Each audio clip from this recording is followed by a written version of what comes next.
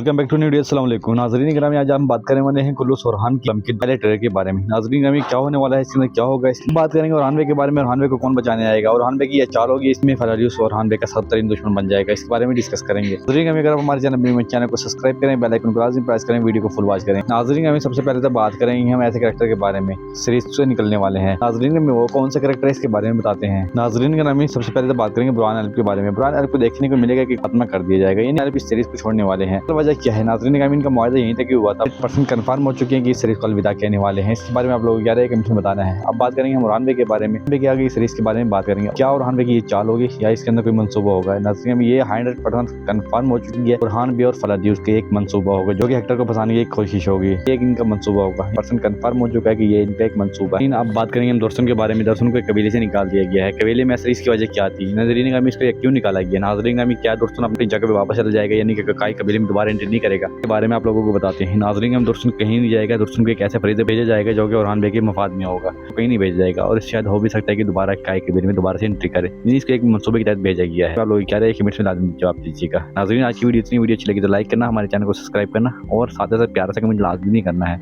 आज की वीडियो यहीं भी एंड करते हैं। अल्लाह हाफिज़।